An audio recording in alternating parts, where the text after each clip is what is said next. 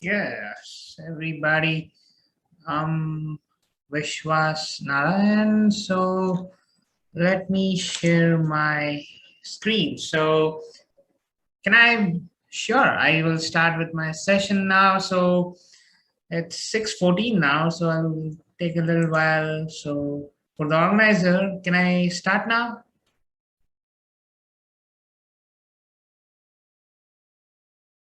Sure. Okay, fine.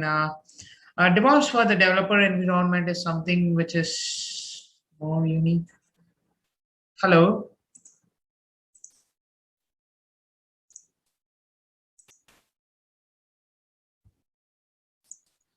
Yeah. Can I start now, sir? Yep. I'll start my session now. So DevOps for the developer environment is something which I really care about because, okay, let me just start off with this. Hey everybody, I'm Vishwas. I'm from Bangalore and I'm here for giving a session on DevOps for the developer environment. Trust me, I saw a lot of changes which was supposed to be done. We actually came out with an approach which every organization should actually be taking care about, and we were actually influenced by a kind of a Netflix but also a kind of an Amazon. So we are just a startup, like a kind of a successful one, and we are just working on the DevOps part. Let me just start with who am I basically. I'm yet to just explore the best of me. I'm yet to explore me itself. So I'm just exploring it and I'm working on different technologies, stacks, and things like that. But I'm against it also. So I'm also a community guy. I just love problem statements, just love to solve them. So what we dwell is a problem statement, nothing more, nothing less. Everything is a problem statement. There are new problem statements popping up. There are new problem statements which come and say that, hey, this is what technology was all about to you yesterday, or this is what technology was to you tomorrow. But I just thought something was supposed to be solved, but we are not yet solving it. What's our biggest disease? Overthinking, never thinking about the bad guys or anything bad that can happen, and overestimating the anything that can really happen. So there can be a DDoS attack, there can be anything that can be happening, but we are adamant to the fact that it exists. So I love Docker, so I don't care whether you build this or that application. If you have Dockerized it, I love it. And I want to make sure that I enjoy that process. So from dev to ops. So from development to operations, that's what we care about. So that's where the DevOps comes into the picture. It's independent of physical, virtual, cloud, and any other platforms that we are thinking about. So that's a general DevOps structure where testing everything comes up into the picture. But in data science, that's where I always take care about. I feel data storage, and there are some different sources in which we will be considering at every given point in time. Like everything has to be in that spot itself. So there is a data storage system, there is a different data source from different sources. It can be an edge, it can be a cloud, it can be a blob storage trigger or Cosmos DB trigger or anything which can happen. Events can also happen. So we collect, we transform, normalize, and other steps. So what we do next is we build the model and we just try to deploy the model. So over the course of time, what we spend money and told to our production is you are free with an access to the production for a month. And what we saw was a humongous way in which we could have ever improvised the speed of an application, the speed of everything.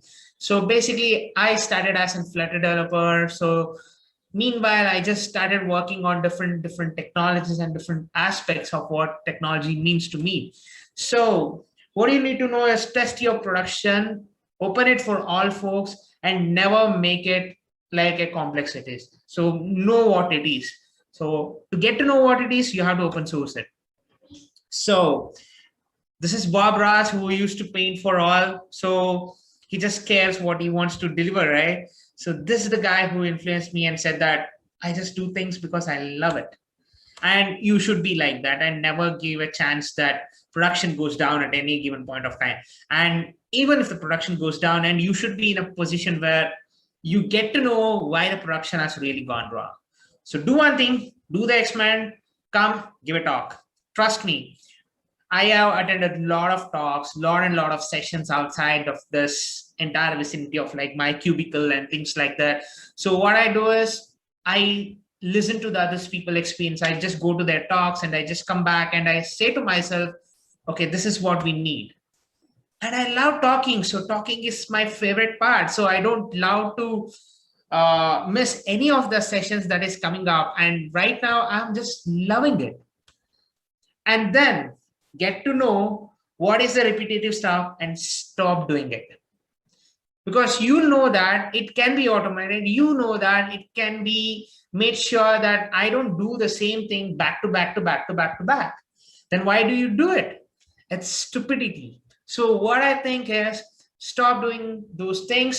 Just leverage it to some people because there are other developers out there who really need a job and things like that. So meanwhile, give that dev a cookie. That's what it is all about. So if you're a web dev, you use a cookie. And if you're kind of a microservice and then serverless architecture guy, you need to just think about like everything and anything that is going to happen there. So do what you can with what you have where you are. So whatever might be the position, you're a startup, you have an access to some GCP, AWS, Azure, or anything, just learn it, tinker with it, just go on with it. That's what my future things also say. So according to my research, which I did with some of the dev folks and some of the practitioners, so the dev folks, the practitioners, some of them are 1 year experience, 5% of the DevOps engineers, 68% of them were 5 years plus experienced. What I learned was we are just procrastinating with the architecture, and it's a problem statement right now. Because we say, my architecture is not that great. We are just supposed to work here. We are supposed to work there. But what's the big deal with it if you don't know how to really make sure that it's working fine? So get to know your hardware, get to know your software, get to know your compilers, get to know everything about your thing. And what you have to do is, it is complex because you're making it complex. It's still run, init, deploy, up, post, and other things included. That's an higher level thing. And like if you are a beginner, you should always be knowing what are the methods and things like that. So what I want to say is forget stack, forget build or service, forget DDoS. I'm saying you forget CI/CD also. What I say is make it, break it, fix it just in the beginning. If you are launching a product, make sure that you go from a monolithic to microservice-based approach. You go from a monolithic to server-based approach. But in the meanwhile, never forget that you're a developer and you're supposed to make it, break it, fix it. So fix it in style. No matter what, fix it in style. So then just go on and do the repair. Never repeat the mistake for not testing it for scale, and never complain about the language, because we still say that, hey, this is still an interpreter, it's not working, this is compiler, it's working. Just leave that concept, just start working with it. So one does not simply test in production, sorry to say that, for production. So because you are supposed to scale an application back and forth in action, so you're not supposed to think about the language or anything, you're supposed to test your application. Everything is just in the milliseconds. So after that, don't forget to make a lot of money, because your money makes a lot of sense to other people in your organization also.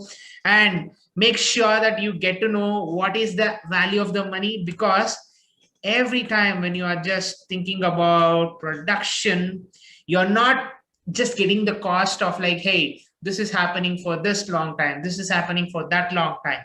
And why we bought the production out for a month, at every like 2 to 3 months, we get our production out for the production, like everybody can access it. So what we can do is we can get to know what the real system is, and people will get motivated.